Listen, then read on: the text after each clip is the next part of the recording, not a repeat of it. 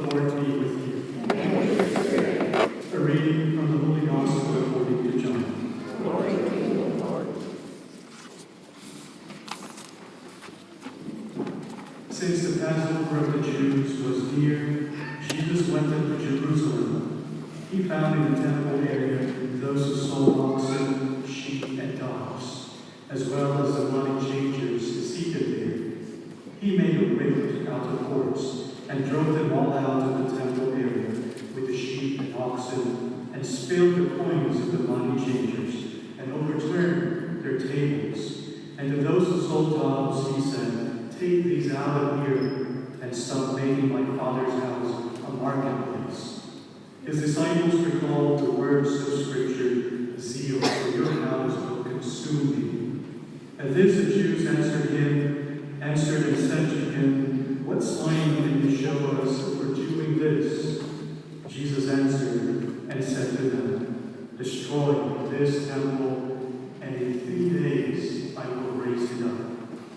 The Jews said, "This temple has been under construction for 46 years, and you will raise it up in 3 days?" But he was speaking about the temple of his body. Therefore, when he was raised from the dead, his disciples remembered that he had said this, and they came to believe the Scripture and the word Jesus had spoken. While he was in Jerusalem for the feast of Passover, many began to believe in his name when they saw the signs he was doing.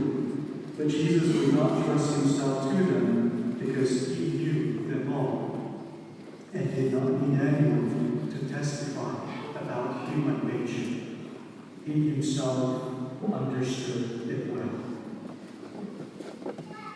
The Gospel of the Lord. Praise to you, Lord Jesus Christ.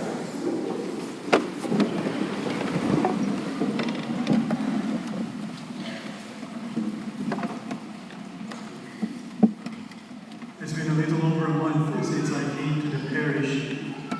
And I have been asked, "So Father, how is it going so far?" And I would say, "Well, it's going so far." But actually, it's been good. It's been very good. You have been very welcoming. You have been very nice. And I feel blessed. I feel truly blessed to be here, to be a part of this wonderful, loving community. So thank you, and thank God. The other blessing that came, with this move, how when you move, you're able to go through all your stuff, all the things that you've accumulated in years. So that's something that I have been doing. I don't have much, but still, I think I still have a lot. So I have been going through all of them. Now I remember when I first came to the U.S. in 1999, I had with me just one luggage. And of course, now, definitely, I have more than one luggage.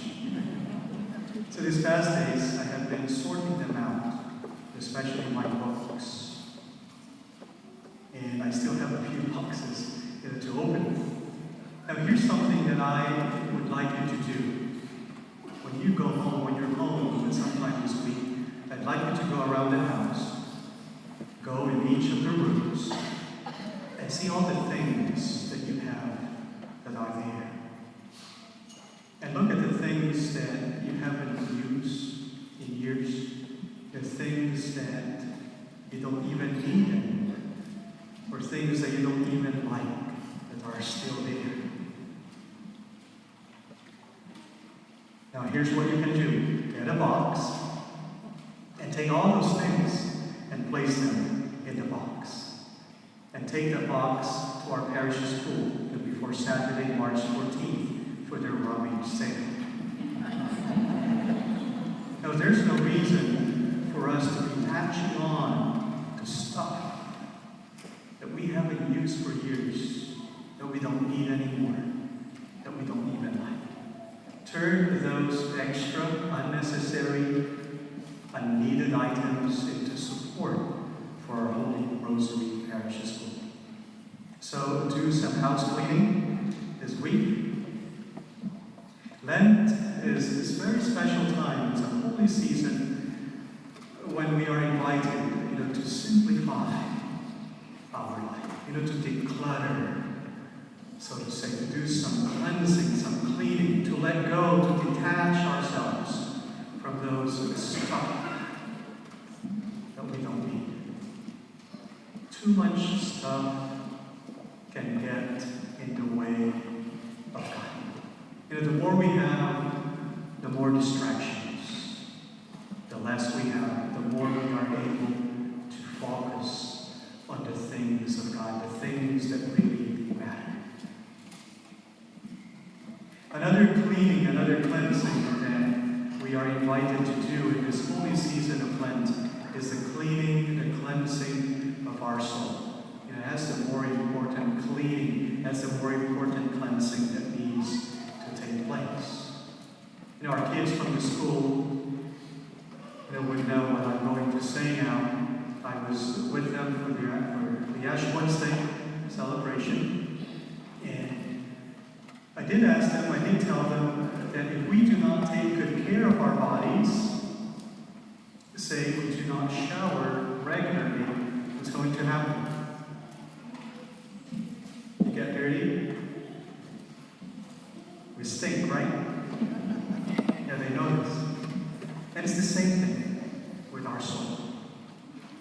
If we do not take good care of our soul, eventually we stink as well. And we know for a fact that stinky people are not fun to be around. And Father John and I are more than honored to celebrate with you the sacrament of reconciliation at any time. Of course, we have our regular confessions for Saturday Masses. Last night, Father John was here with me, helping me out. So, there's the two of us. You don't even have to wait in line anymore. We have express lanes. Like you go to the grocery, 10 items or less, maybe you can put 10 cents or less.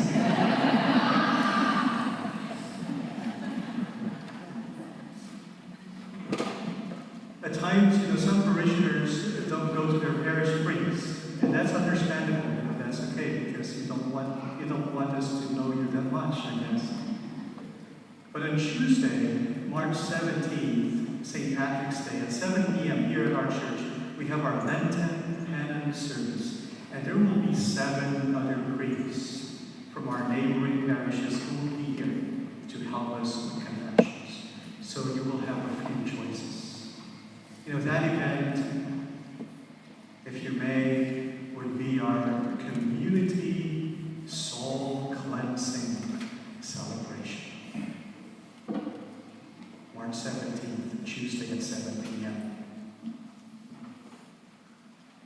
But Father, you may say, and this is something that I hear often, why do I have to go to confession? I keep committing the same sins over and over again. What's the point? Now think of this. Do we say, why do I have to brush my teeth? I keep putting food in my mouth anyway. Why do I have to mow the lawn? The grass has grown anyway. Why do I have to take a shower? I get dirty anyway. We come to confession because the simple fact is, it's good to be clean.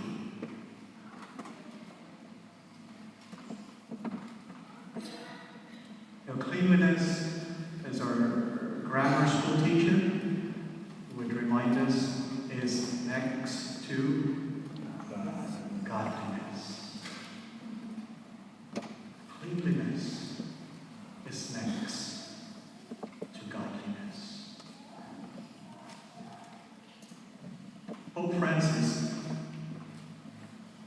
going to confession is not just some kind of a spiritual cleansing. It's not just some kind of a spiritual dry cleaning. There's something more. Going to confession is an encounter with the Lord.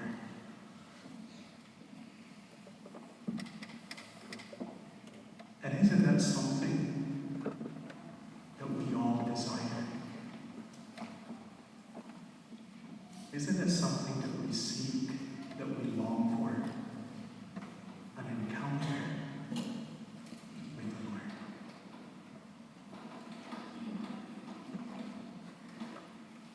Pope Francis definitely is a very wise man. One time he said, "Why is it that Jesus did not have a house of his own?" You know, he was a carpenter. He could have built one for himself. But why is it that Jesus did not have a house of his own? That's such a smart observation. Because the house of Jesus is the people. His house is you and me. It is we who are his dwelling place.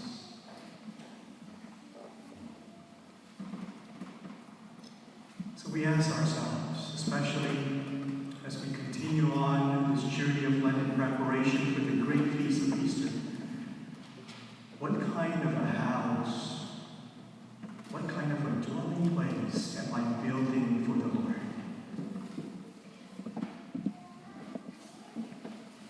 Just as Jesus cleansed the temple, may we allow Jesus to cleanse the temple of our bodies.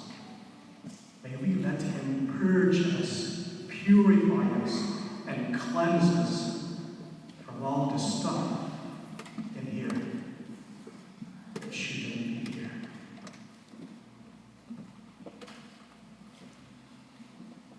There's this simple, beautiful prayer, something I personally use. Create in me a clean heart, O God.